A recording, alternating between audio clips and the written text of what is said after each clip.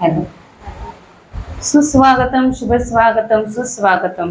सर्व मंगल मांगल्ये शिवे सर्वार्थ साधिके शरण्ये त्र्यंबके गौरी नारायणी नमस्तुते. मी सौ श्रुती ओंकार चितळे इथे जमलेला सर्व प्राग्रामस्थांना नमस्कार करते व त्यांचे स्वागत करते. आजच्या व्याख्यानमालेचे अध्यक्ष आहेत सौ समृद्धी काकू जोशी, तसेच व्याख्याता आहेत सौ शीतल स्वानंद रानडे यांचे शब्दसुमनांनी मी स्वागत करते. यानंतर विनंती करते की त्यांनी विठ्ठल आणि रखुमाई समोर दीपप्रज्वलन आणि हार अर्पण करावे.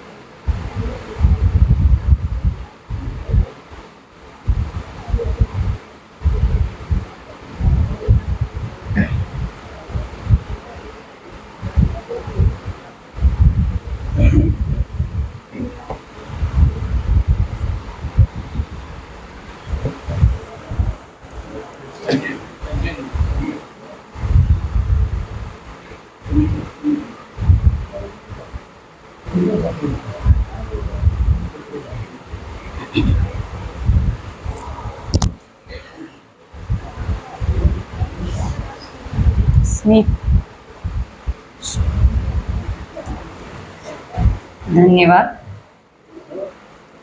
दुर्गेचे 6वे स्वरूप म्हणजे कात्यायनी.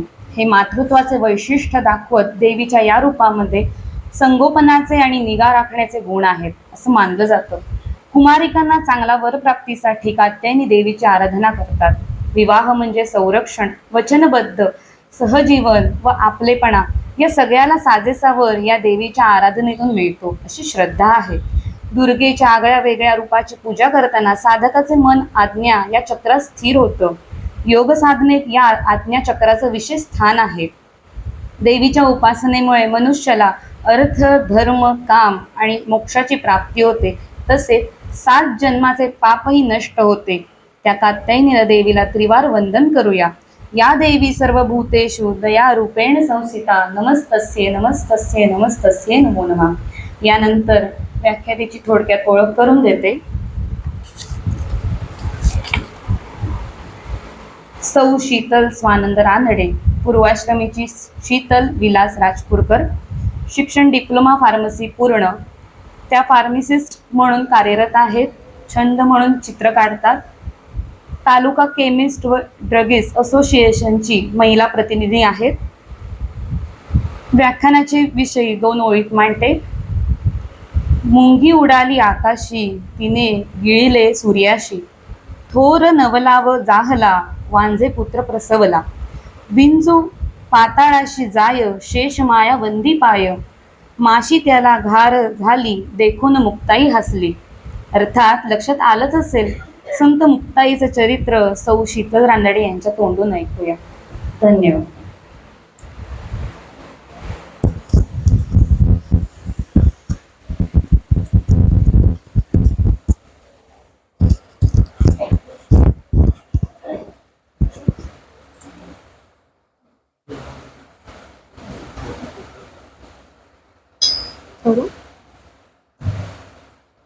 वक्रतुंड महाकाय सूर्यकोटी समप्रभ निर्विघ्नं कुरु मे देव सर्वकार्येषु सर्वदा.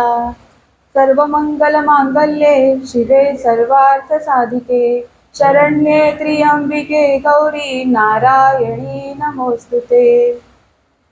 महाराष्ट्र ही संतांची भूमी. इथल्या सगळ्या संतांचे आयुष्य विलक्षणच. त्यातही निवृत्तीनाथ, ज्ञानेश्वर, सोपानदेव आणि मुक्ताई या 4 भावंडांचे आयुष्य कपोलकल्पित वाटावीत इतके अद्भुत. आपल्या आयुष्यात त्यांनी अपार मानहानी आणि दुःख सहन केले आणि या दुःख देणाऱ्या समाजावर अगणित उपकार करून त्या समाजाला ऋणी करून ठेवलं. वैराग्याची मूर्ती निवृत्ती, ज्ञानस्वरूप ज्ञानेश्वर आणि चिंतनशील सोपानदेव या तीनही भावांना स्नेहाच्या धाग्यांना बांधून ठेवणाऱ्या मुक्ताईचं आयुष्य तर अलौकिकच. अत्यंत तीव्र बुद्धिमत्ता असलेली ही योगिनी म्हणजे साक्षात आदिमाया. अवघ्या 17 वर्षाच्या आयुष्यात तिनं जनमानसावर आपला ठसा कायमचा उमटवला. महाराष्ट्रात अनेक संत होऊन गेले. त्यात अनेक स्त्री संतांचा समाविष्ट आहे, ज्यांनी समाजकार्यात अनेक बहुमूल्य वाटा उचलला आणि माय मराठीच्या सारस्वतात भक्तीचा मळा फुलवला आणि मराठी साहित्याचे दालन भावसंपन्न केले.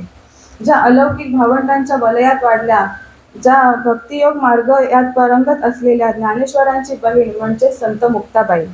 संत मुक्ताबाईंचा जन्म आपेगाव येथे झाला. रुक्मिणीबाई आणि विठ्ठलपंत हे त्यांचे आई वडील. खरे तर विरक्ती, ज्ञान, भक्ती आणि मुक्ती यांचे मूर्तिमंत स्वरूप घेऊन निवृत्तीनाथ, ज्ञानेश्वर महाराज आणि सोपानदेव आणि मुक्ता जन्माला आले.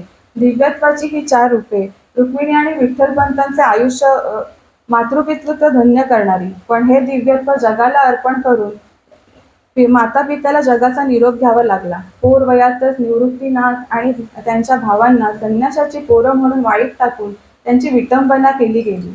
पण हे सारे भोग सोसून या 4ही बहीण भावंडांनी ब्राह्मविद्येची अखंड उपासना केली. आपल्यानंतर आपली मुले सुखी राहावीत या आशेने विठ्ठलपंत आणि रुक्मिणीबाई यांनी निर्दय समाजाने दिलेल्या देहांत प्रायश्चित्ताचा निर्णय मान्य करून देहत्याग केला. माता पित्याच्या या देहत्यागानंतर या अनन्य साधारण कुटुंबाची गृहिणीपदाची नाजूक जबाबदारी मुक्ताबाईंवर पडली. ती तितक्याच समर्थपणे तिने उचलली आणि पेलली सुद्धा. आपल्या भावंडांची जणू ती माऊलीच झाली. त्यामुळे खेळण्या बागडण्याच्या वयात मुक्ताई प्रौढ, गंभीर, सोशिक आणि समंजस बनली. मुक्ताबाईंचे वारकरी संप्रदायालाच परंतु एकूणच भारतीय परंपरेला जर कोणते योगदान असेल तर त्यांनी केलेली संतत्वाची व्याख्या आणि हे संतत्व ज्ञानेश्वरांच्या ठायी आहे हे ओळखून त्यांना त्याची करून दिलेली जाणीव. आळंदीमध्ये काही घटना घडल्या. त्यातील एक महत्वाची घटना म्हणजे मुक्ताबाईंनी ताटीचे अभंग रचण्याची. मुक्तपणे मुक्त, श्रेष्ठपणे श्रेष्ठ, सर्वत्री वरिष्ठ आदिमाया, जगाच्या उद्धारा तुमचा अवतार, पावन हे साचार मूढजन, अज्ञानासी बोध सज्ञानाची शुद्धी, तोडिली उपाधी सर्वत्रांची, लढीवाळ तान्हे एका जनार्दने, कृपा असो तेणे मजबरी. आपल्या 4ही मुलांना परमेश्वराच्या हातात देऊन विठ्ठलपंत आणि रुक्मिणीबाई कधी न संपणाऱ्या वाटेवर निघून गेले. त्यावेळेस धाकट्या मुक्ताईचे वय फार तर 4 वर्षे असेल. मृत्यू म्हणजे काय हे ते कळण्याचे वय सुद्धा नव्हते. ज्या वयात माता पित्यांच्या मायेच्या छत्राखाली सुरक्षितपणे वाढायचे त्याच वयात मुक्ताबाई पोरक्या झाल्या. पण तिच्या तिन्ही भावांनी तिला आई वडिलांची आठवण येऊ दिली नाही. मुक्ताबाईंनी एवढ्याशा वयात हा आघात पचवला, कारण ही मुले सामान्य नव्हती. परमेश्वराच्या मायापाशात विसावली होती. समाजात प्रतिष्ठा मिळावी म्हणून आपल्या माता पित्याने शास्त्राला प्रमाण मानून देहांत प्रायश्चित्त घेतले. आता तरी आपला होणारा छळ थांबेल, समाजात आपल्याला मान मिळेल असे त्या भावंडांना वाटत होते, पण तसे झाले नाही. समाजाकडून होणारी निंदा, छळ थांबला नाही. अशा परिस्थितीतही ही भावंडे एकमेकांना धीर देत स्वातंत्र्याचा मार्ग शोधत आपल्याला होत असलेले दुःख सावरून धरत होती. निवृत्तीनाथ व ज्ञानेश्वर महाराज तरीही वयाने थोडे मोठे होते, पण मुक्ता आणि सोपानदेव तर वयाने अतिशय लहान. मुक्ताबाईंचे वय तर भातुकलीचे खेळ खेळण्याचे, बाहुला बाहुलीचे लग्न लावायचे. पण अशा वयातच मुक्ताबाईंच्या पारमार्थिक जीवनाला सुरुवात झाली. समाजात असणाऱ्या कंठकांच्या कठोर मनाची तिला ओळख पटत चालली होती. तिला पोरकेपणा म्हणजे काय कळायला लागलं होतं. ज्ञानेश्वर महाराज, निवृत्तीनाथ आणि सोपानदेव एक दिवस माधुकरी मागण्यासाठी गावात गेलेले असताना एका कर्मठ ब्राह्मणाने ज्ञानेश्वर महाराजांच्या माधुकरीने भरलेल्या ताटात रस्त्यावरची धूळ टाकली आणि अद्वा बोलत सुटला. त्यांचे हे वागणे ज्ञानेश्वर महाराजांना सहन झाले नाही. त्यांनी हातातील माधुकरीचे ताट तिथेच टाकले. त्यांचा संताप अनावर झाला होता. मनातील ताण असह्य होत होता. ते तडक त्यांच्या झोपडीत गेले आणि झोपडीचे दार लावून घेतले. निवृत्तीनाथ आणि सोपानदेवांनी ज्ञानेश्वर महाराजांची खूप समजूत काढण्याचा प्रयत्न केला, पण त्यांनी दार उघडले नाही. त्यांच्या मनाची होणारी त्यांच्या मनाची होणारी मनस्थिती मुक्ताबाईंच्या लक्षात आली. त्यांनी ज्ञानेश्वर महाराजांना समजवण्याचा खूप प्रयत्न केला. त्या त्या ज्ञानेश्वर महाराजांना उपदेश करू शकत नव्हत्या, पण त्यांनी प्रेमळ बहिणीच्या मनाने त्यांच्या खूप विनवण्या केल्या. त्यांना प्रेमाने हाका मारू लागली, तरीही ज्ञानेश्वरांनी दार उघडले नाही. तेव्हा ती म्हणाली, ताटी उघडा ज्ञानेश्वरा. ज्ञानादादा, लोक अज्ञानी आहेत म्हणून त्यांच्या हातून चुका होतात. असं असताना आपण त्यांना रागवून कसं चालेल? उलट त्यांनी केलेले अपराध आपण माफ करून त्यांना सन्मार्गाला न्यायला हवं. ज्ञानादादा, तुला निराश होऊन कसं चालेल? तू एक योगी पुरुष आहेस. खरा योगी तो असतो ज्याचं मन पवित्र असतं. सर्वांचे अपराध सहन करण्याचे सामर्थ्य त्या पुरुषात असतं. त्याने लोकांना चुकीच्या मार्गावर नेण्यापासून परावृत्त केले पाहिजे. योगी पावन मनाचा, साही अपराध जनाचा. विश्व रागे झाले वनी, संती सुखे भावे पाणी. शब्द शस्त्र झाले क्लेश, संती मानावा उपदेश. विश्वपट ब्रह्म दोरा, ताटी उघडा ज्ञानेश्वरा. मुक्ताबाई अगदी सहजरित्या खरा योगी पुरुष कसा असावा हे सांगून ज्ञानेश्वर महाराजांची समजूत काढत होती. तिचे अंतःकरणापासून निघालेले शब्द ज्ञानेश्वर महाराजांच्या हृदयाला जाऊन भिडत होते. ती जे अभंग गाऊन ज्ञानेश्वर महाराजांची समजूत काढत होती, ते सर्व अभंग म्हणजे वात्सल्याचे झरे होते. तरीही अपमानाने तापलेले ज्ञानेश्वरांचे मन शांत होत नव्हते.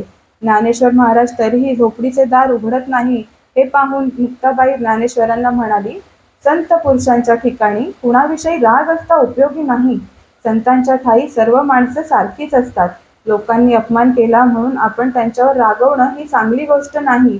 जर आपलाच हात आपल्याला कधी लागला तर काय आपण वाईट वाटून घेतो का? कधी चुकून जीभ चावली गेली म्हणून आपण आपले सर्व दात तोडून टाकतो का? म्हणून सर्वांनी केलेले अपराध आपण पोटात घालून त्यांना क्षमा केली पाहिजे. संततेची जाणा जगी, दया क्षमा ज्यांचे अंगी. लोभ अहंता नये मना, जगी विरक्ततेची जाणा. इह परलोकी सुखी, शुद्ध ज्ञान ज्यांचे मुखी. मिथ्या कल्पना मागे सारा, ताटी उघडा ज्ञानेश्वरा. एक आपण साधू झाले, येर कोण वाया गेले. उठे विकार ब्रह्मी मूळ, अवघे मायेचे गबाळ. माया समूळ नुरे जेव्हा, विश्व ब्रह्म होईल तेव्हा. ऐसा उमजा आधी अंती, मग सुखी व्हावे संती. चिंता क्रोध मागे सारा, ताटी उघडा ज्ञानेश्वरा. ब्रह्म जैसे तैशा परी, आम्हा वडील भूते सारी. अहो क्रोधे यावे कोठे, अवघे आपण निघोटे. जीभ दातांनी चाविली, कोणे बत्तीशी तोडिली. मन मारून उन्मन करा, ताटी उघडा ज्ञानेश्वरा. मुक्ताबाईंच्या प्रत्येक अभंगातून त्यांच्या अंतःकरणाचे प्रभावीपणे दर्शन घडते. ज्या पद्धतीने अनेक दृष्टांत देऊन मुक्ताबाई ज्ञानेश्वरांची समजूत काढत होती, त्यावरून लहान वयात सुद्धा त्यांच्या विचारांची प्रगल्भता आणि परिपक्वता केवढी होती ते दिसून येते. गीतेवर भाष्य करणारा ज्ञानेश्वरीसारखा ग्रंथ लिहिणारे महान योगी पुरुष ज्ञानेश्वर महाराज आपली धाकटी बहीण मुक्ताबाई विश्व कल्याणासाठी घालीत असलेली साथ ऐकून खडबडून जागे झाले. ज्या वेळेस मुक्ताबाई ज्ञानेश्वर महाराजांच्या आयुष्यात पसरलेला नैराश्याचा काळोख दूर करून प्रकाशमान रस्ता दाखवणारी स्नेहल ज्योत झाली, त्यावेळेस मुक्ताबाईचे वय फक्त 9 वर्षांचे होते. त्यावेळेस मुक्ताबाईने ज्ञानेश्वर महाराजांच्या हृदयात ज्ञानदेवी प्रज्वलित केली. ज्ञानेश्वर महाराज धावत येऊन दार उघडले व दारात उभ्या असलेल्या मुक्ताबाईला उचलून घेतले. ज्ञानेश्वर महाराज मुक्ताबाईला म्हणाले, मुक्ता, तू आज माझी उद्धारकर्ती झाली आहेस. तू जर आज मला संतांच्या ठाई असणाऱ्या गुणांची आठवण करून दिली नसतीस तर आज माझा अवतार इथे संपला असता. तू तुझ्या अभंगात सांगितल्याप्रमाणे मला आता विश्व कल्याणाच्या कार्यात भाग घ्यायचा आहे. मुक्ताबाईंनी एका अर्थी प्रत्यक्ष जीवनात अध्यात्म कसे जगावे हे ज्ञानेश्वरांना दाखवून दिले. संत या संज्ञेचा उल्लेख वारकरी पूर्व काळात होत असला तरी ही संकल्पना विशेषतः वारकरी संस्कृतीमध्ये विकसित झाली असून तिचा पहिला उच्चार संत मुक्ताबाईंनी केला. महाभारतात भगवद्गीतेला जे स्थान तेच वारकरी साहित्यात ताटीचे अभंगांना आहे. श्रीकृष्णाने गीतोपदेश करून अर्जुनाचा मोह दूर केला आणि त्याला युद्ध प्रवृत्त केले. तसेच मुक्ताबाईंने ज्ञानदेवांना पुनश्च लोकांमध्ये आणून उपदेश प्रवृत्त केले. श्रीकृष्णाने गीतेत कर्मयोग सांगितला तर मुक्ताईने ज्ञानेश्वरांना संतत्व सांगितले. वारकरी परंपरेत सर्वमान्य असलेल्या संतत्वाचा उच्चार अशा प्रकारे सर्वप्रथम मुक्ताबाईंनी केला आहे. हेच संतत्व पुढे ज्ञानेश्वरांनी ज्ञानेश्वरीतून शब्दात व्यक्त केले आणि जीवनात प्रत्यक्ष जगूनही दाखवले. समाजात जशी चांगली माणसे असतात तशी वाईट प्रवृत्तीची माणसे असतात. दुसऱ्यांना त्रास देण्यात, त्यांचा छळ करण्यात त्यांना आनंद मिळतो. असाच एक विसोबा चाटे नावाचा सावकार आळंदीत राहत होता. या भावंडांनी नेवासे इथे केलेले चमत्कार तसेच ज्ञानेश्वरांनी गीतेवर भाष्य करणारा महान ग्रंथ लिहिला आहे. तो विनाकारण या भावंडांचा छळ करत होता. एका संन्याशाच्या पोरांना लोक एवढा मान देतात ही गोष्ट त्याला संताप आणत होती. तो सदानकदा त्या भावंडांचा छळ करत असे. एके दिवशी कधी नव्हे तर निवृत्तीनाथांना मांडे खाण्याची इच्छा झाली. त्यांनी मुक्ताबाईला जवळ बोलावले व म्हणाले, मुक्ता, आज मला मांडे खाण्याची इच्छा झालीये, तेव्हा उत्तम मांडे करून आम्हाला खायला घाल. मी जाऊन तुला सर्व सामान आणून देतो. म्हटल्याप्रमाणे त्यांनी सर्व सामान आणून दिले, पण मुक्ताईकडे मांडे भाजायला लागणारे खापर नव्हते. म्हणून ती खापर आणायला कुंभारवाड्याकडे जात असताना रस्त्यात तिला विसोबा चाटे दिसला.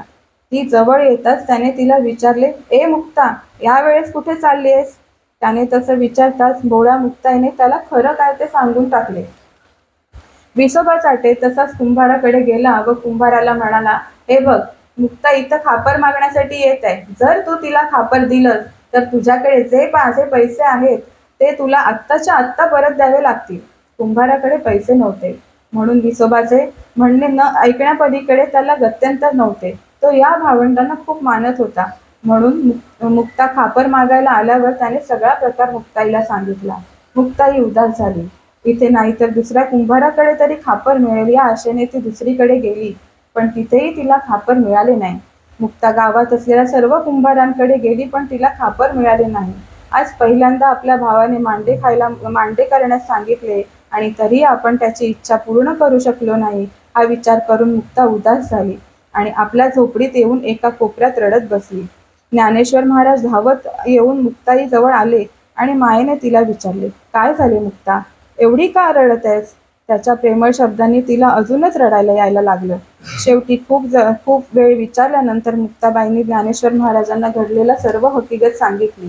त्यावर ज्ञानेश्वर महाराज हसून तिला म्हणाले, बस, एवढ्याशा गोष्टीसाठी तू रडत होतीस? जा, सर्व साहित्य घेऊन ये, माझ्याजवळ खापर आहे. त्यांच्या या बोलण्यावर मुक्ताबाईने आनंदाने डोळे पुसले व साहित्य घेऊन ज्ञानेश्वरांजवळ येऊन बसली. तेव्हा ज्ञानेश्वरांनी योग सामर्थ्याने त्यांची पाठ तापवली व ते मुक्ताला म्हणाले, मुक्ता, चल भाज लवकर मांडे माझ्या पाठीवर. मुक्ताईने भरभर सगळे मांडे भाजून घेतले. या भावंडांची कशी फजिती झाली हे पाहण्यासाठी विसोबा खेचर त्यांच्या झोपडीच्या फटीपाशी येऊन उभा राहिला होता. घडलेले सर्व प्रकार पाहून त्याचे डोळे उघडले. त्याला आपल्या कृतीबद्दल अतिशय पश्चाताप झाला. त्याला बरोबर महाराजांच्या पाशी असलेल्या योग सामर्थ्यांची प्रचिती आली. त्याने धावत जाऊन ज्ञानेश्वर महाराजांच्या चरणावर मस्तक ठेवले व आपल्या अपराधाबद्दल त्यांची क्षमा मागितली. त्यांनी त्याला क्षमा केलं व परमार्थाचा मार्ग दाखवला. त्यांनी दाखवलेल्या मार्गावर जाता जाता त्याला इतका अधिकार प्राप्त झाला की पुढे साक्षात पांडुरंगाने नामदेव महाराजांना विसोबा खेचरला सद्गुरू कर असे सांगितले. पुढे तो विसोबा खेचर असे स्वतःला संबोधू लागला. नेवासा इथे वास्तव्यास असताना गीतेवर भाष्य करणारा ज्ञानेश्वरी सारखा महान ग्रंथ लिहिण्याचा चमत्कार करून तसेच तेथील लोकांना सन्मार्गाला लावून ही भावंडे पुन्हा आळंदीला येण्यासाठी निघाले. वाटेत कुणतांबे इथे 4ही भावंडे थांबली. त्यावेळी चांगदेव नावाचे एक महान योगी पुरुष गोदावरी नदीच्या तीरावर समाधी लावून बसलेले.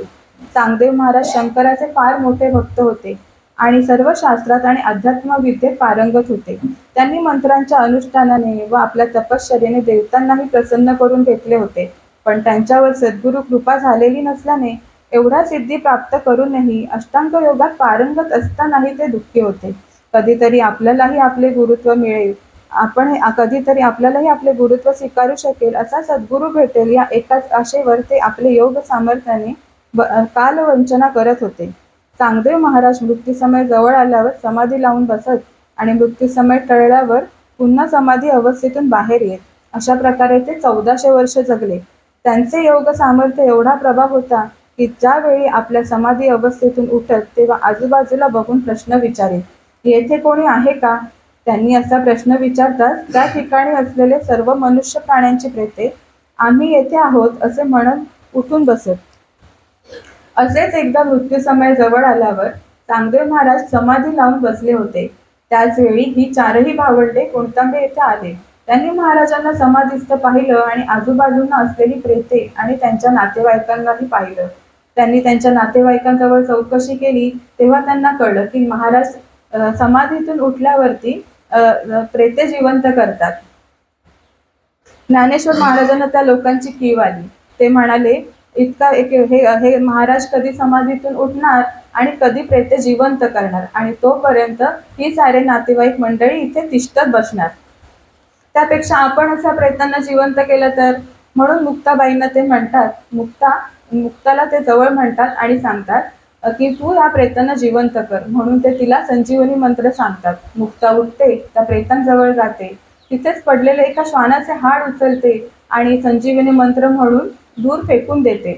तसेच ते दूर फेकून दिल्यानंतर श्वान जिवंत होते आणि पळून जाते आणि तिथे पडलेले प्रेते सुद्धा उठून बसतात.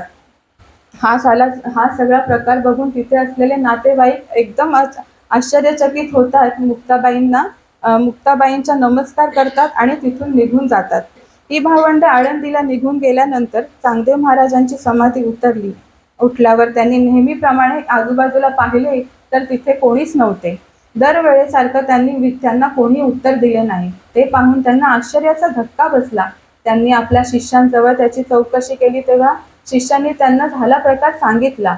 चांगदेव महाराजांना प्रश्न पडला, कोण असतील बरं ही मुले, ज्यांच्या अंगात एवढे योग सामर्थ्य आहे आणि आध्यात्मिक सामर्थ्य आहे. अशी मुलं सामान्य असणं शक्यच नाही. नक्कीच चांगदेव महाराजांना आपल्या शिष्यांकडे विचारले, तुम्ही त्यांची चौकशी केली? ती कुठून आली होती, कुठे गेली, तुम्ही त्यांना काही विचारलं? शिष्यांनी नाही असे उत्तर दिले.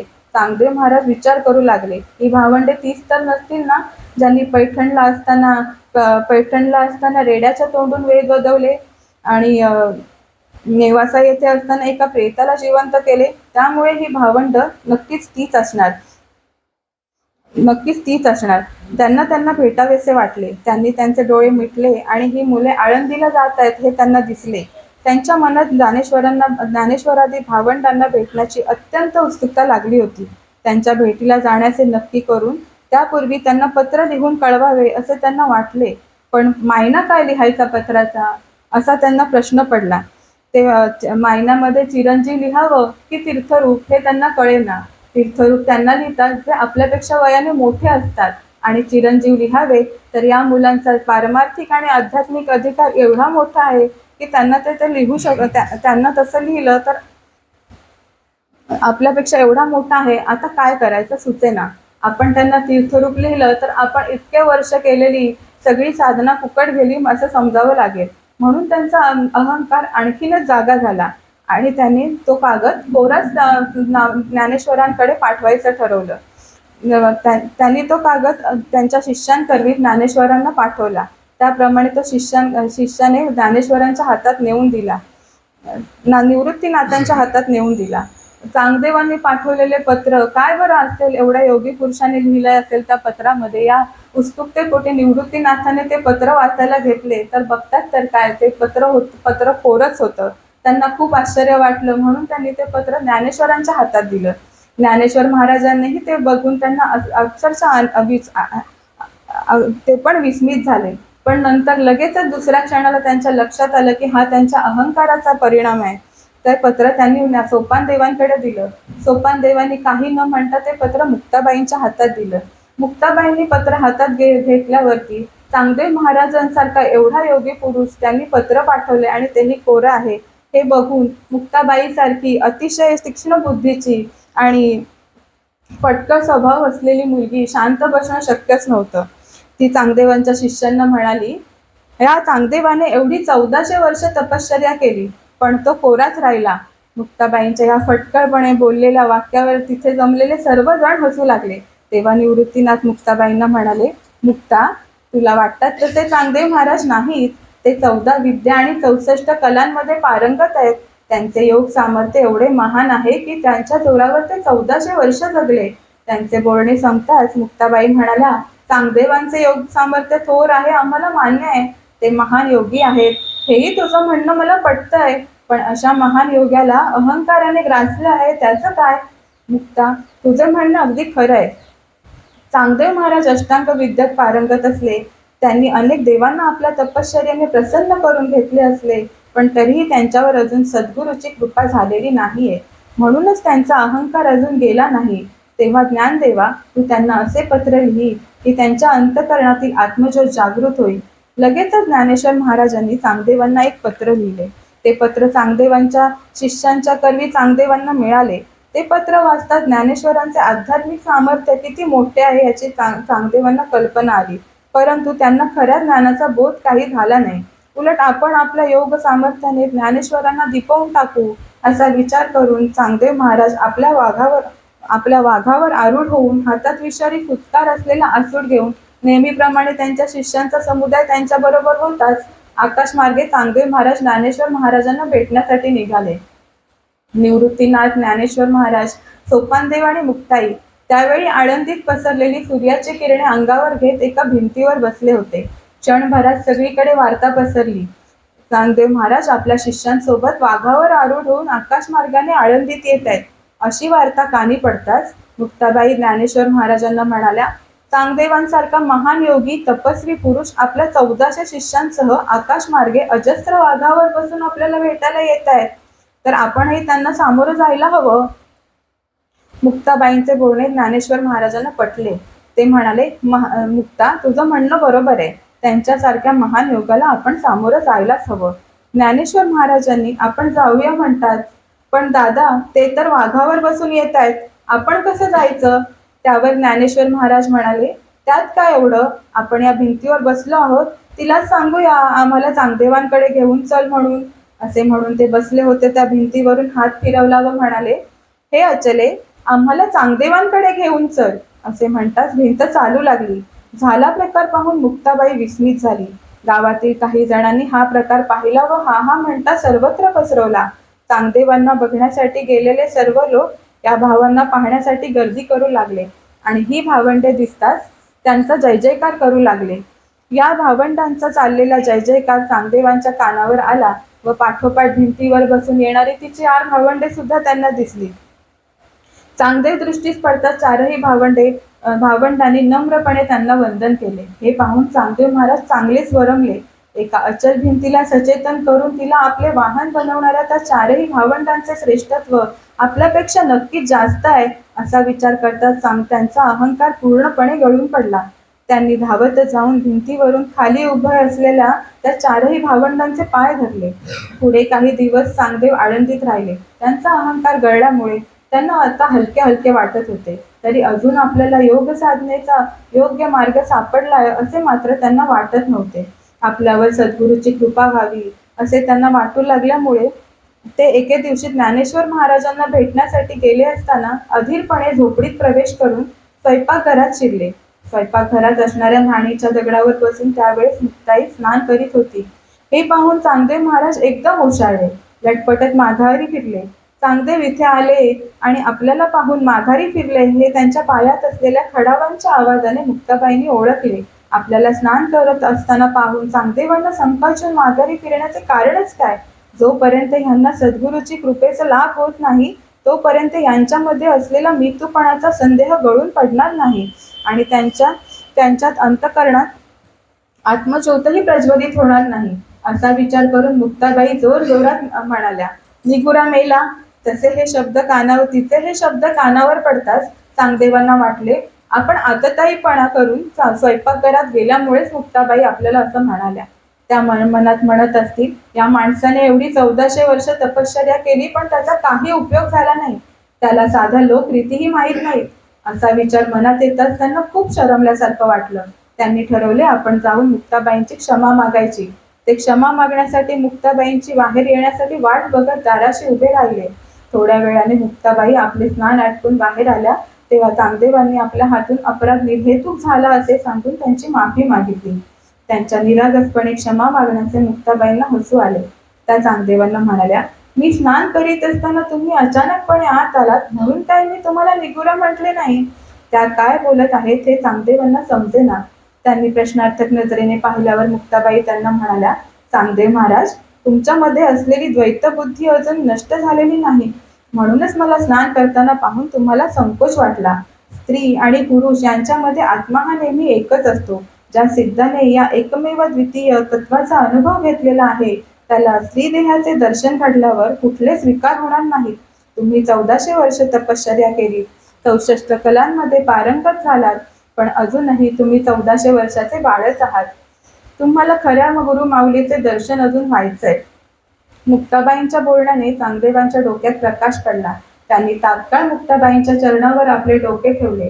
त्यांनी आपल्या सर्व निष्ठा मुक्ताबाईंच्या चरणी अर्पण केल्या. त्यांनी मिळवलेल्या सर्व सिद्धी, योग, सामर्थ्य, जे जे काही त्यांच्याजवळ होते ते सर्व त्यांनी मुक्ताबाईंच्या चरणी अर्पण केले. चांगदेवांना मुक्ताबाईंच्या ठिकाणी गुरु माऊलीचे दर्शन घडू लागले. मुक्ताबाईंनाही त्यांच्या निरागसपणाचे कौतुक वाटत होते. मुक्ताबाई आपल्या माऊली आहेत आणि आपण त्यांचे लेकरू आहोत या भावनेने चांगदेव महाराज मुक्ताबाईंजवळ गप्पा गोष्टी करू लागले. मुक्ताबाईंनीही आपल्या या बाळाला स्वामत्व सुखाची झोप यावी या हेतूने एक पाळणा म्हटला. निर्गुणाचे डहाळी पाळणा लाविला, तेथे सूत पहुडला मुक्ताईचा. निज निज बाळा न करीते आली, अनुहात टाळी वाजविते. तेथे निद्राना जागृती भोगिते उन्मनी, लक्ष तो घुटुली निजवातो. बालक चुकले सुकुमार तान्हुले, त्याने पै सांडियले माया चाळ. जो जो जो जो पुत्रा ते हुंचरी, अनुहाते ओवी निशब्दांची. अविनाश पाळणा अव्यक्तेने विणिला, तेथे सूत पहुडला योगी राज. मुक्ताबाईंना आपल्या सद्गुरूच्या ठिकाणी मानल्यामुळे चांगदेवांना आत्मिक साधनेची गोडी लागली. त्यांना परमार्थ साधनेचा योग्य मार्ग सापडला. असेच त्या काळी होऊन गेलेले विठ्ठल भक्त संत नामदेव महाराज, त्यांच्या मनातही पांडुरंग आपल्याशी बोलत असतो, आपण सतत त्याच्या सानिध्यात असतो ह्या गोष्टीचा अहंकार निर्माण झाला होता. तेव्हा पुन्हा एकदा मुक्ताबाईंनी नामदेव महाराजांना उपदेश करून त्यांच्यातील अहंकार नष्ट केला व त्यांना खऱ्या भक्तीचा अर्थ पटवून दिला. एकदा निवृत्तीनाथ, ज्ञानेश्वर महाराज, सोपानदेव आणि मुक्ताई चारही भावंडे पांडुरंगाच्या दर्शनाला पंढरपूरला गेली होती. पांडुरंगाचे दर्शन घेऊन बाहेर आल्यावर मुक्ताबाईंच्या कानावर टाळ मृदुंगांचा मंजूळ आवाज येऊ लागला. त्यांनी आवाजाच्या दिशेने पाहिले तर चंद्रभागेच्या तीरी कोणीतरी त्या टाळ मृदुंगाच्या नादात देहभान विसरून नाचत होते. नाम संकीर्तनात तल्लीन होऊन गात होते. आपल्या मधुर आवाजात देवाला ते आळवीत होते. धन्य माझा जन्म, धन्य माझा वंश, धन्य विष्णुदास स्वामी माझा.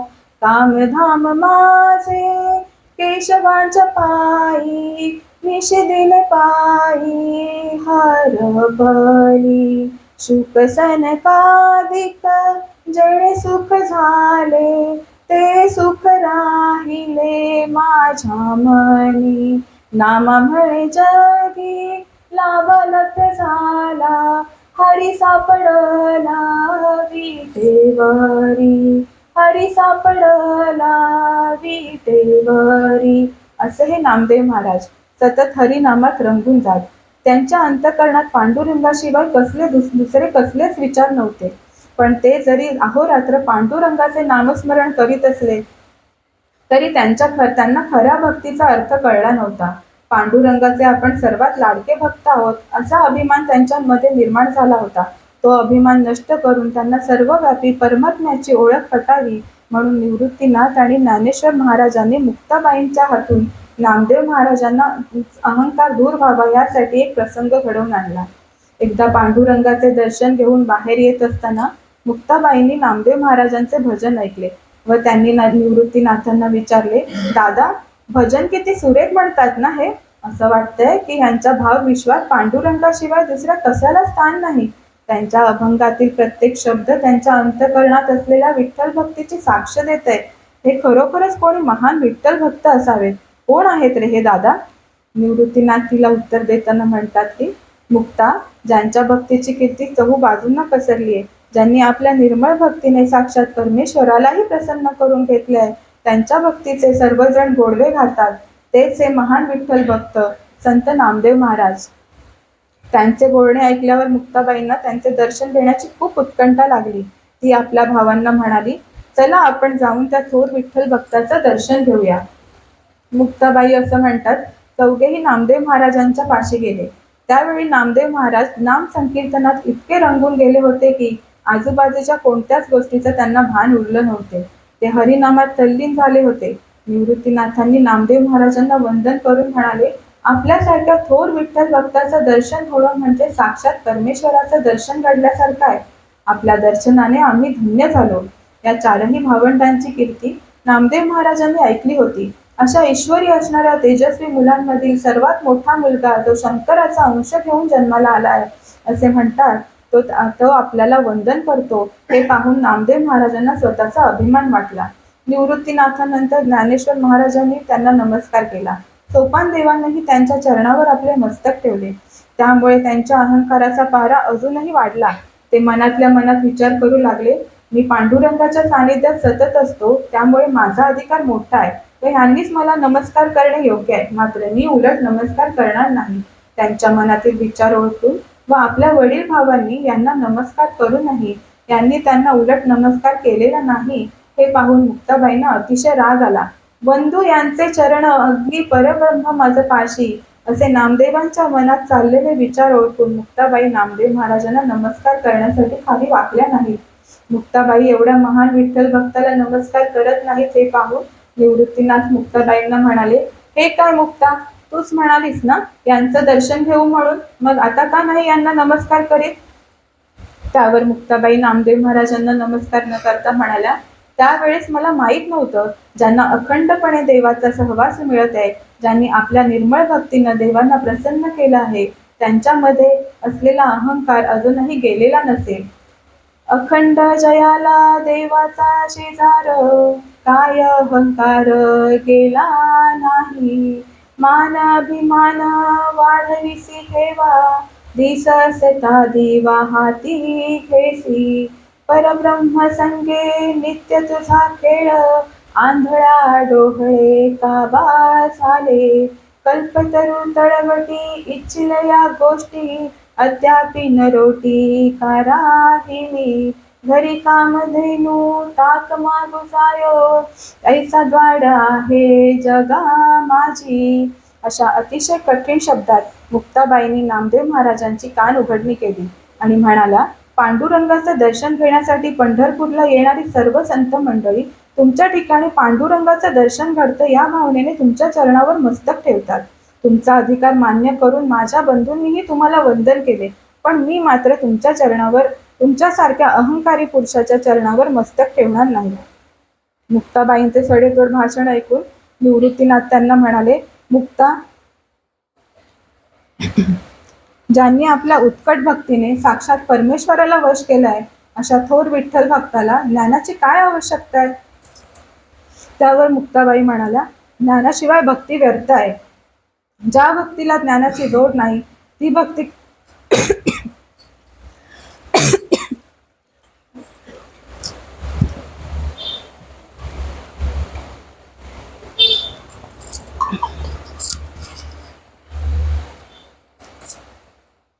त्यावर मुक्ताबाई म्हणाल्या, ज्ञानाशिवाय भक्ती व्यर्थ आहे. ज्या भक्तीला ज्ञानाची जोड नाही ती भक्ती काय उपयोगाची? झालासी हरिभक्त तरी आम्हा काय, आतलिती सोय न ठाऊकी. घेऊनी टाळ दिंडी हरिकथा करीसी, हरिदास म्हणविसी श्रेष्ठपणे. गुरुविण तुझ नव्हेची गा मोक्ष, होशील मुमुक्ष साधक तू. आत्मत्वन्वी दृष्टी नाही जपा केली, तव वरी ब्रह्म बोली बोलूनी काय. तुझे रूप तुवा नाही ओळखिले, अहंते ती धरिले कासे यासी. यांनी एवढी वर्षे परमेश्वराची भक्ती केली तरी ह्यांच्या हृदय अजून अद्याप कोरडं आहे. यांनी इतकी वर्ष पांडुरंगाच्या सानिध्यात राहून काय केलं? जे संतांना मान देण्यास तयार नाहीत अशांना भक्त कोण म्हणणार? जसं चंदनाच्या झाडाला सर्प वेडे देतात, तसं नामदेव महाराजांना अहंकारानं वेढलाय. त्या सर्पाचा वेढा जोपर्यंत उठत नाही तोपर्यंत नामदेव महाराजांना परमेश्वराच्या सत्य रूपाची ओळख पटणार नाही आणि खऱ्या भक्तीचा अर्थ त्यांना कळणार नाही. तेव्हा मी यांचा गर्व परिहार करून परमेश्वराच्या सत्य रूपाची यांना ओळख पटवून देते, असे म्हणून ती नामदेव महाराजांजवळ गेली व त्यांना म्हणाली, नामदेव काका, या आषाढी एकादशीला तुम्ही आळंदीला नक्की या हा. मुक्ताबाईचा निरागस चेहरा पाहून नामदेव महाराजांनी तिचे निमंत्रण स्वीकारले व ठरल्याप्रमाणे आषाढी एकादशीला आळंदीला आले. त्यावेळेस ही भावंडे काही इतर संत मंडळी बरोबर सिद्धेश्वराचे दर्शन घेण्यासाठी घेऊन बसली होती. नामदेवांना आलेले पाहून मुक्ताबाईंना आनंद झाला व ज्ञानेश्वरांना म्हणाली, दादा, नामदेव काका तर आले, पण गोरोबा काका का नाही आले अजून? मीच बोलवून आणते त्यांना. असे बोलून गोरोबा कुंभार यांना बोलण्यासाठी ती निघाली. साक्षात आदिमायेचा अवतार असलेली मुक्ता साधारण माणसांप्रमाणे नक्कीच गेली नसणार. त्यावेळी त्या योग विद्येच्या बळावर आकाशमार्गे विजेप्रमाणे तळपत गेली असणार असे वाटते. गोरोबा रस्त्यात भेटल्यावर दोघे जण मंदिरात आले. पूर्वी ठरवल्याप्रमाणे गोरोबा काकांनी आपली मडकी पक्की आहेत ना की कच्ची हे पाहण्यासाठी वापरात असलेले थापटणे घेतले व सर्वांच्या डोक्यावर मारण्यास सुरुवात केली. सर्वप्रथम ते निवृत्तीनाथांच्या जवळ आले व त्यांनी हातातील थापटणे त्यांच्या मस्तकावर मारले. निवृत्तीनाथांनी हू की चू देखील केले नाही. तेव्हा गोरोबा काका म्हणाले, हे मडके तर भाजून चांगलंच पक्क झालंय. त्यानंतर त्यांनी ज्ञानेश्वर महाराजांच्या डोक्यावर थापटणं मारलं. ज्ञानेश्वर महाराजांनी तो वाद निमूटपणे सहन केला. त्यावर गोरोबा काका म्हणाले, हेही मडकं चांगलंच पक्क आहे. त्यानंतर गोरोबा काकांनी थोपटणं सोपानदेव आणि मुक्ताईच्या डोक्यावर मारले. त्यांनी पण हुकूचू केले नाही, म्हणून गोरोबा काका म्हणाले की दोन्ही मडकी उत्तम प्रकारे भाजल्यामुळे चांगलीच पक्की झालेली आहे. नंतर ते नामदेव महाराजांकडे वळले. नामदेव महाराजांच्या डोक्यात थापटणे मारले. थापटण्याचा प्रहार डोक्यावर बसताच नामदेव महाराज डोके चोळत एखाद्या लहान मुलासारखे ओरडले. जमलेली सगळी मंडळी जोरजोरात हसू लागली. त्यांचे हे ओरडणे ऐकून मुक्ताबाई पण जोरात हसू लागल्या. त्यावर गोरोबा काका म्हणाले, हे मडके तर अजून कच्च आहे. त्यांचे हे वाक्य ऐकून मुक्ताई व इतर सर्व संत मंडळी हसू लागले. सर्वजण आपल्याला हसतायत हे पाहून नामदेवांनी शरमेने आपली मान खाली घातली. ते मुक्ताबाईंना म्हणाले, मुक्ताबाई, तुम्ही मुद्दामून मला इथे बोलवून माझा अपमान केला. तुम्ही गोरोबांच्या कडून माझं डोकं फोडलं. आता मी एकही क्षण इथे थांबणार नाही. असे म्हणून ते पंढरपूरला जाऊन पांडुरंगाच्या पायाला मिठी मारून रडू लागले.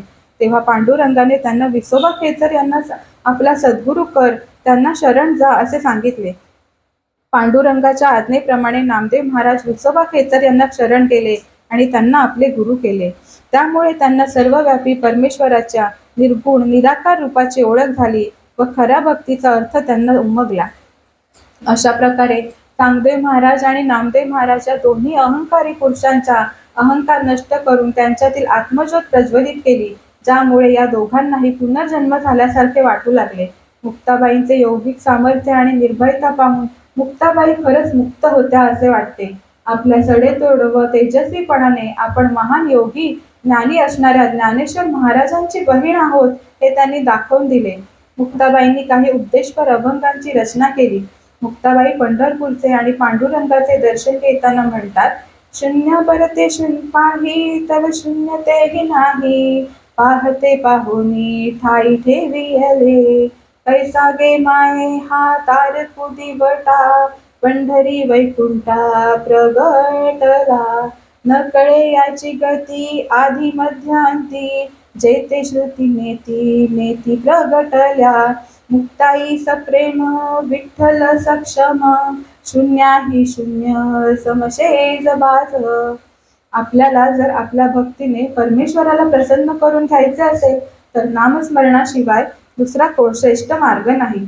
नामस्मरणामुळे मायेच्या बंधनात अडकलेल्या माणसाला संसाररूपी मायेतून मुक्त होता येते असे सांगताना मुक्ताबाई म्हणतात, आधी तू मुक्तची होतासी रे प्राणिया, परी वासने पापिणिया नाडीलासी, आधीचे आठवी मग घेई परी, हरिनाम जंहारी मंत्रसार, एक तत्व धरी हरिनाम गोडी, हेर ते कबाड विषम ओढी, नाम ते सांडी वासना पापिणी, एक नारायणी चाड धरी, मुक्ताई मुक्तलग सांडिली वासना, मुक्ता मुक्ती राणा हरिपाठे, नामाचे निघोटे जाळती पापराशी, न येती गर्भवासी अरे जाना. ज्या संतांना परमेश्वराच्या निर्गुण निराकार अशा स्वरूपाची ओळख पटलेली आहे असे संत विठ्ठलाची भक्ती करण्यातच आपल्या आयुष्याचे सार्थक मानतात.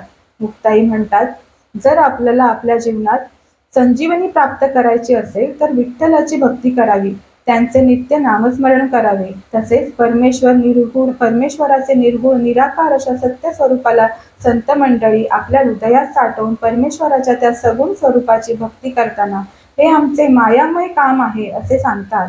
सर्वरूपी निर्गुण संचरले पै सर्वदा, आकार संपदा नाही तया. आकारिती भक्त मायामय काम, सर्वत्र निस्सीम अंतरी आहे. निवृत्तीचा उच्छेदून निवृत्ती तत्वता, सर्व ही समता सांगितली. मुक्ताई अविट मुक्त पंथरत, जीवी शिवी अनंत तत्वविद.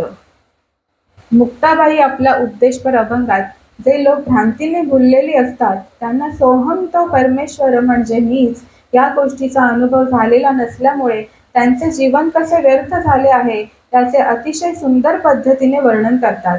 देऊळीचा देवो घरोघरी भावो, कळसे विण वावो जातू असे. जाता ती वाहुगे नटनाट्य सोंगे, चित्त अनुरागे भजती ना. असो नीना दिसे उगयाची पिसे, घेसी वाया गसे सज्जने विण. रावो रंक कोहम न म्हणेची सोहम, साकारले अहम न कळे तया. भ्रांतीचे न भूती वायाची घरकुली, माया आड ठेवी अरे रया. मुक्ताई परेशी दुभते चंहुसी, सतरावी सर्वरसी ऐका अरे देवे. मुक्ताबाई म्हणाल्या, आपल्याला अजून निरपेक्ष भक्तीचा अर्थ कळलेला नसल्यामुळे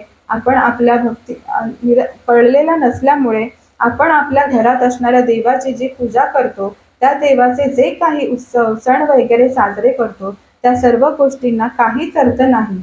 आपण जर अंतःकरणाने पासून निर्मळ मनाने परमेश्वराचे नामस्मरण केले, तसेच त्यांची निरपेक्ष भक्ती केली तर या सर्व बाह्य गोष्टींना न करता सुद्धा आपल्याला परमेश्वराची प्राप्ती होईल. कारण परमेश्वर हा बाह्य भक्तीने नाही तर अंतरात्म्यापासून केलेल्या भक्तीने प्रसन्न होतो.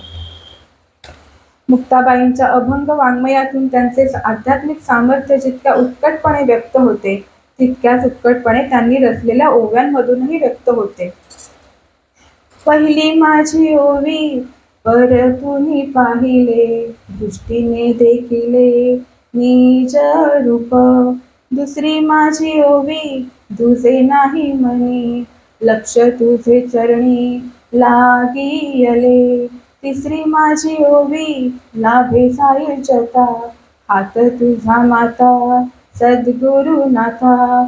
चौथी माझी ओवी शून्य जेथे आहे, वस्तू घन दाट मागे पुढे. पाचवी माझी ओवी 5 अणुरांचा, 25 यांचा रीघ नाही. सहावी माझी ओवी सादृश्य देखणे, वरकड बोलणे बोल माझे. सातवी माझी ओवी साच वाटे मना, अंतरीच्या खुणा काय सांगो. आठवी माझी ओवी आठव नाही जरा, निर्गुण सोयरा परणी गेला. नववी माझी ओवी नांदुमी लागले, परपुरुषारतले जीवे भावे. 10वी माझी ओवी झाले माझे मन, डोळा दिसे ऊन रात्री माझी. म्हणे मुक्ताबाई निवृत्तीचे देणे, योगी यांचे खुणे योगी जाणे. ज्ञानेश्वर महाराजांनी शके 1218 मध्ये कार्तिक वद्य त्रयोदशीला आळंदी येथे समाधी घेतली. ते जगाला आत्मउद्धाराचा मार्ग दाखवून आपले अवतार कार्य संपताच आळंदीतील सिद्धेश्वराच्या मंदिराशेजारी इंद्रायणी नदीच्या 3.5 पावले उत्तरायणी असलेल्या जागेत समाधीस्थ झाले. त्या प्रसंगी मुक्ताबाई अक्षरशः ओक्साबोक्षी रडल्या. आई वडिलांनंतर ज्ञानेश्वर महाराजांनीच त्यांना आईच्या मायेने वाढवले. सोपानदेव पहिल्यापासूनच हळव्या मनाचे होते. आपल्याला ज्याने घडवले अशा आपल्या भावाचे अखेरचे दर्शन घेताना त्यांना काय वाटले असेल त्यांचे वर्णन शब्दात करता येणे शक्यच नाही. निवृत्तीनाथांनी जेव्हा जड अंतःकरणाने समाधीवर शिळा ठेवली तेव्हा दुःखाचा आवेग सहन न झाल्यामुळे मुक्ताबाई जमिनीवर कोसळली. त्यांची शुद्ध हरपली. निवृत्तीनाथांनी व सोपानदेवाने आपल्या अश्रूंना आवर घालून मुक्ताबाईंकडे धाव घेतली.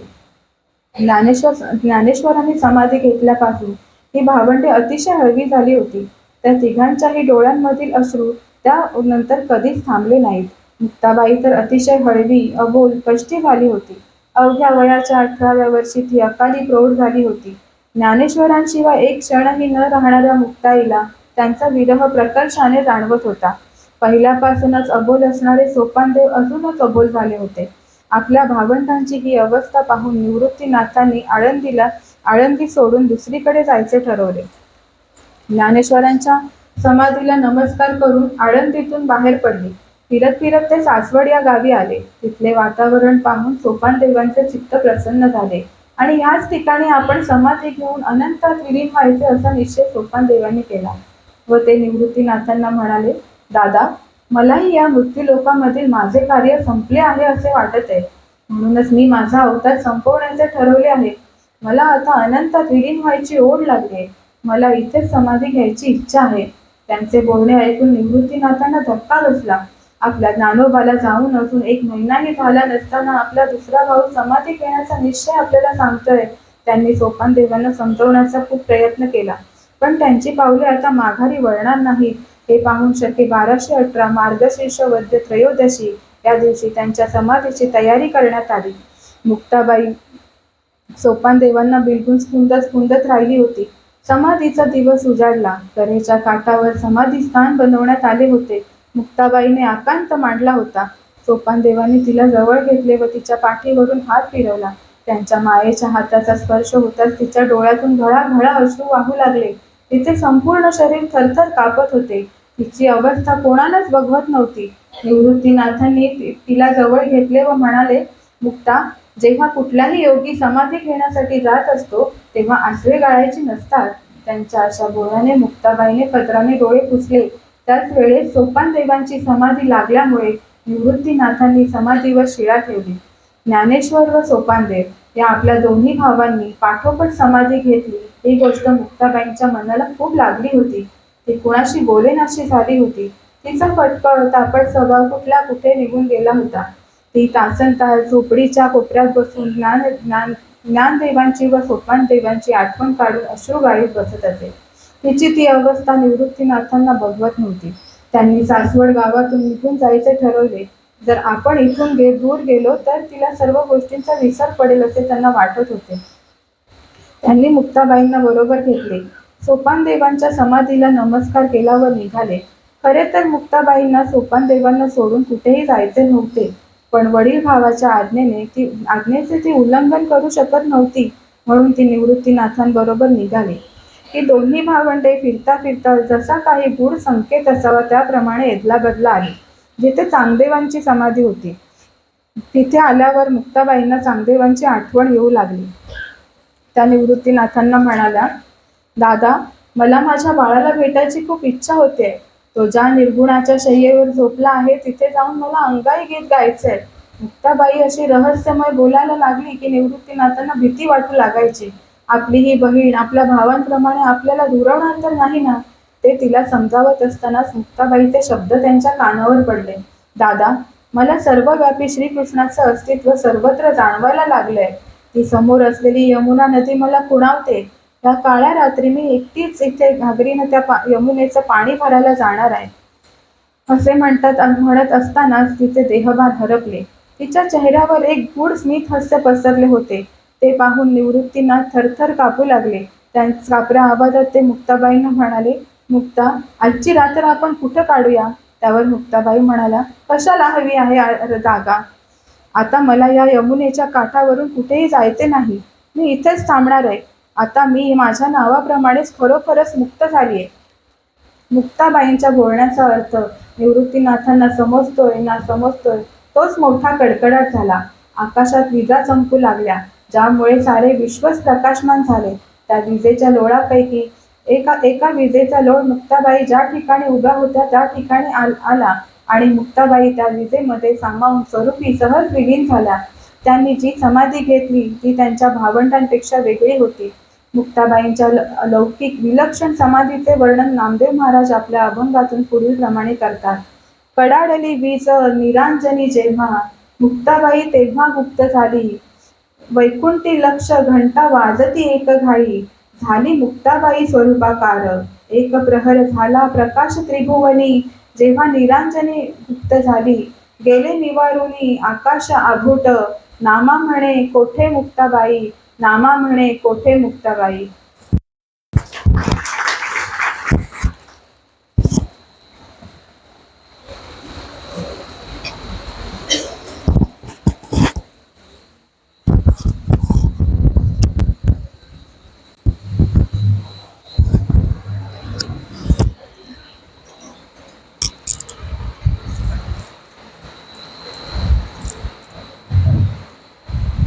धन्यवाद सौ शीतल घालाडे. यानंतर अध्यक्षांना विनंती करते की त्यांनी आपले मनोगत व्यक्त करावे. बंद केलंय आता मी लावते आणि मग तो on करायचं. कुठलं केलं? मी करते ऑन कर. ओके. नमस्कार. श्रीदेव कृष्ण चालेल. नमस्कार. श्रीदेव कृष्णेश्वर संस्थानचे अध्यक्ष सुमेशजी करमरकर यांनी मला महिला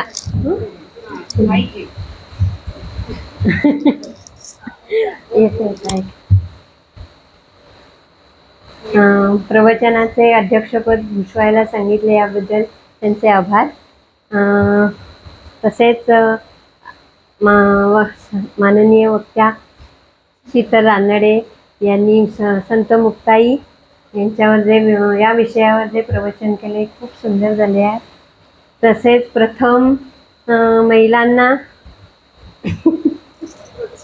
प्रोत्साहन देवस्थानी उपक्रम केलेला हा खूप सुंदर आहे. असेच पुढे पुढे छान उपक्रम करावेत अशी सगळ्या महिलांची इच्छा आहे. आमच्या कलागुणांना तुम्ही वाव दिलात. आमच्या असेच कौतुक आमच्या महिलांचे व्हावे हीच इच्छा. काय बस एवढे बोलून मी माझे भाषण मला एवढंच येतं बोला.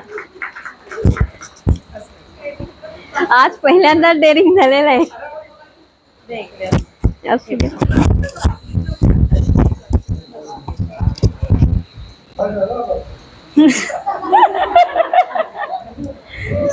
धन्यवाद अध्यक्षा.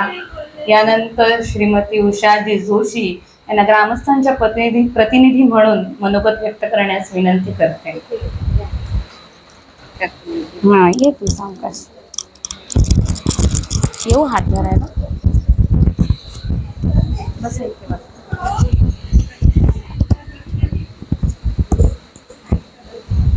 एक मिनिट ना.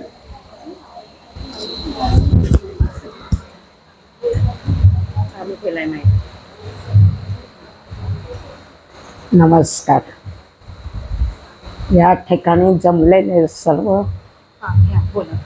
सर्व महिला आणि बंधू या सगळ्यांनी आपली उपस्थिती प्रेक्षणीय दाखवली याबद्दल प्रथमच मी त्यांचं कौतुक करते. या ठिकाणी आज 6 दिवस जी प्रवचनं चालली ती प्रवचनं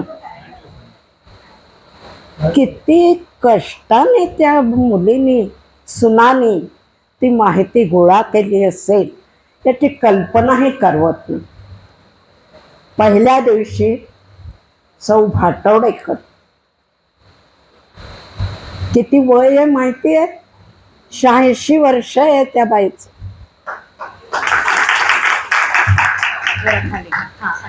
आणि या वयाला 1.25 तास अखंड हातात कागद न घेता इतकं सुंदर माहिती सांगितली. आपल्याला मीरा माहिती आहे, राधा माहिती आहे, पण खरं यांच्या नावाशिवाय कितीशी माहिती आहे आपल्याला. आपण गाण्यामध्ये यांची नावं ओळखतो पण प्रत्यक्षात काहीही माहिती नसते. आणि ही सगळी माहिती यांनी जमवली. मला तर असं वाटतं ही माहिती जमवताना सुद्धा त्यांना किती कष्ट पडले असतील. या ठिकाणी लोटिस्मा किंवा US स्कूल यांच्या ज्या लायब्ररी, ज्या वाचनालय आहेत, त्या ठिकाणाहून त्यांना पुस्तकं आणावी लागली असतील. आणि सगळ्यात मोठं पुस्तक, ज्ञानाचं भांडार, धनंजय चितळे यांच्याकडूनही त्यांना खूप माहिती मिळाली असेल.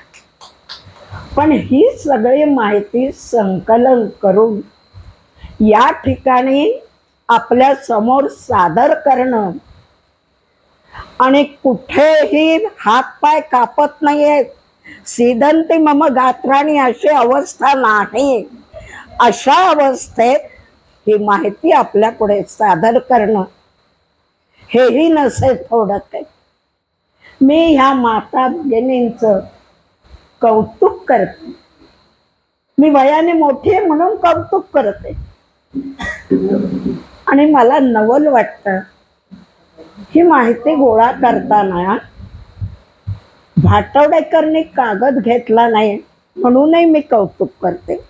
इतरांनी कुणी वाचून दाखवलं, पण ते वाचन करताना आज अवस्था अशी आहे, मीरा काय, राधा काय, मुक्ताई काय, महानंदा काय, महापात्रा काय, या सगळ्याच्या या उपेक्षित आहेत. मला FY ला एक पुस्तक होतं, उपेक्षितांचा अंतरंग म्हणून. त्याच्यामध्ये मला आता एकच आठवतंय, उर्मिलेचं त्याच्यात वर्णन आहे. मला बाकी काही आठवत नाही आता. पण त्याच्यामध्ये एवढं मात्र माझ्या लक्षात आहे, यापैकी कोणत्याही एका स्त्रीचा उल्लेख त्याच्यात नाही, एवढं मला निश्चित माहिती आहे. आजपर्यंत आपण एकमेकांजवळ बोलताना, वाचताना जिजाबाईचं वर्णन करतो. त्याच्याच बरोबर कितीतरी संत होऊन गेले, त्या संत महंत यांचंही वर्णन ऐकतो. पण कुठे कधी यांच्याविषयी, यांची जन्मतिथी साजरी झाली, यांचा उत्सव साजरा झाला, असं कधी ऐकतो का? खरंच त्या उपेक्षितच राहिल्या. आणि त्या उपेक्षितांना सन्मान आज आपल्या अध्यक्षांच्या मुळे मिळाला. या ज्या सगळ्या स्त्रिया आहेत, या सगळ्या स्त्रियांच्या बद्दल कुठेही फारसं लेखन नाही, खंत आहे आपली. आज जर तुम्ही शोधायला गेलात तर ही पुस्तकं इतक्या सहजासहजी तुम्हाला मिळणार नाही. एका पुस्तकातून एवढी माहितीही मिळणार नाही.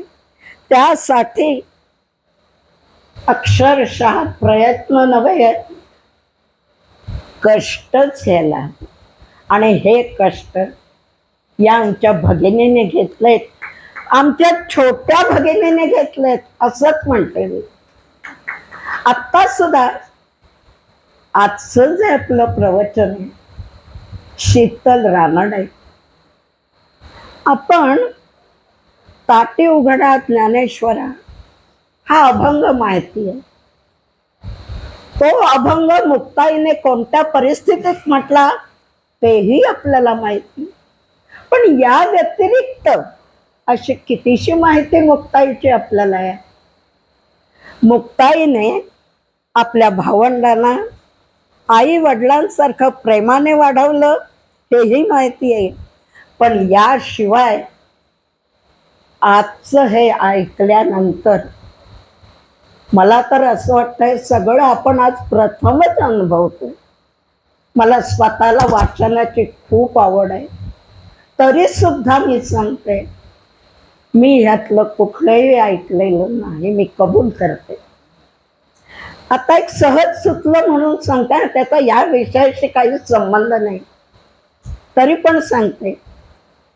बॅरिस्टर जिना मुस्लिम धर्माचे कट्टर असं मानलं जातं, पण त्यांचे आजोबा शुद्ध ब्राह्मण होते. आहे माहिती आपल्याला. मग हे का असं घडलं? त्यांना 4 मुलं होती, आई वडील 4 मुलं. या मुलांचा सांभाळ करणं कठीण झालं आणि त्यावेळेला मुस्लिम धर्माचे लोक येऊन त्यांना सतत भेटत आणि सांगत,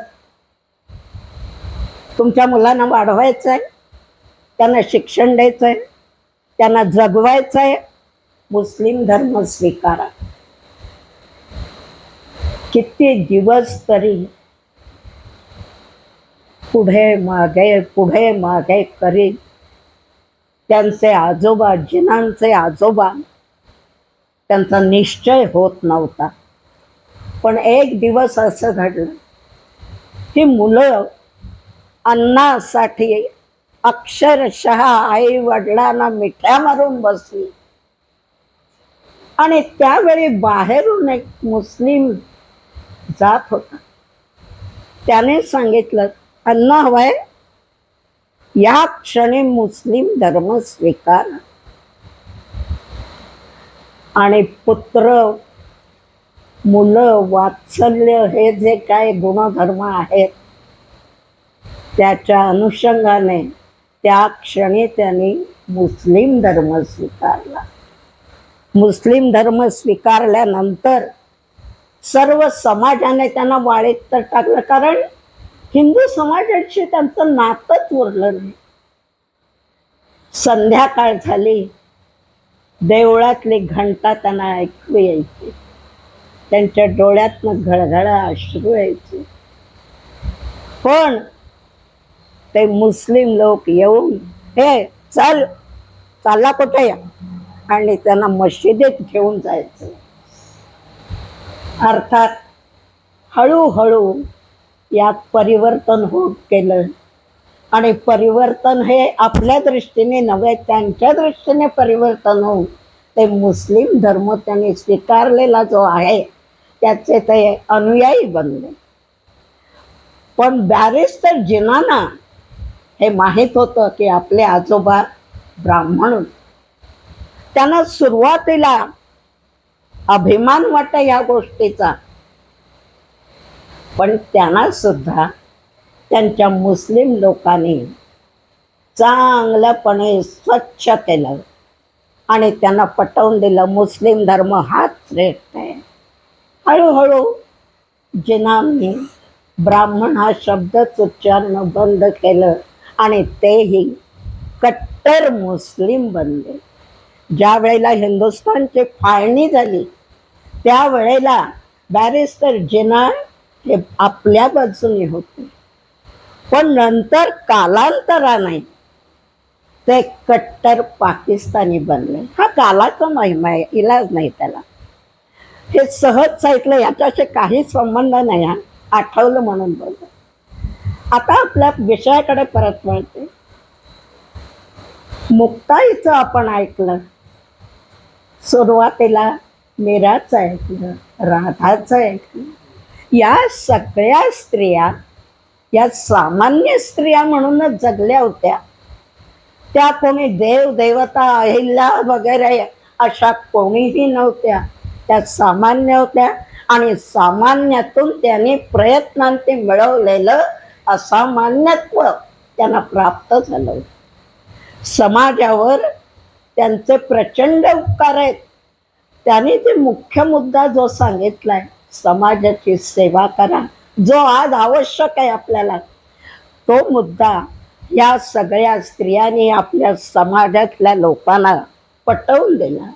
त्यांचं श्रेष्ठत्व, त्यांचं मोठेपणा हा याच्यातच आहे. त्यांनी कुठेही दागदागिने, कुठे चांगल्या साड्या नेसून त्या कुठेही मिरवलेल्या नाहीत. त्या गरिबीतच राहिल्या आहेत आणि अखंड त्याच स्थितीत राहून त्यांनी विठ्ठलाची सेवा केली. आणि आज आपण पाहिलं की विठ्ठलाची सेवा ही किती आहे, श्रेष्ठ आहे.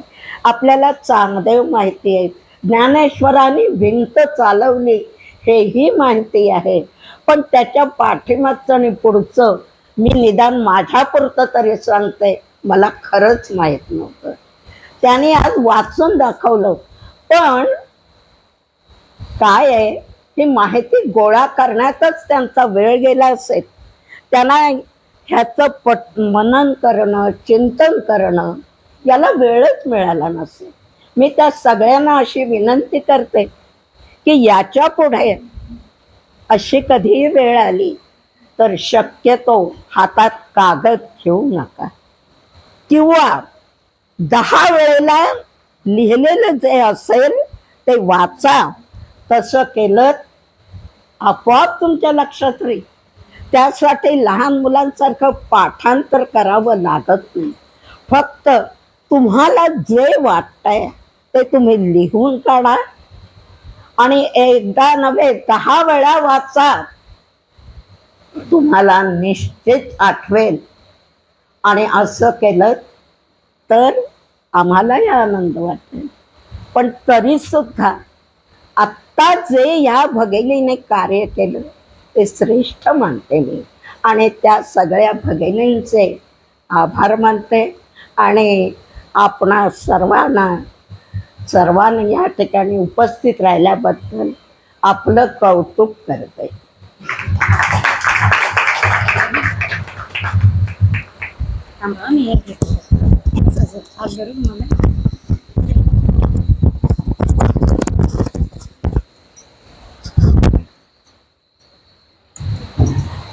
धन्यवाद आजी. यानंतर अध्यक्षांना विनंती करते की त्यांनी श्रीचा प्रसाद व्याख्यात्यांना द्यावा.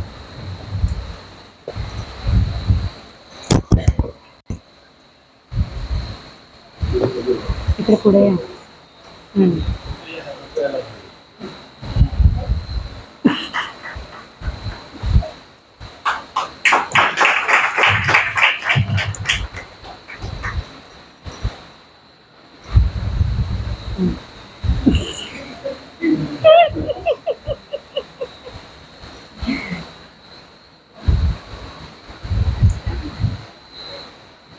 उद्याच्या व्याख्यात्या आहेत सौ नेहा काकू करमरकर. विषय आहे सीता. प्रसाद घेतल्याशिवाय कोणी जागेवरून उठू नये. इथे कार्यक्रम समाप्त झाला असं घोषित करते. धन्यवाद.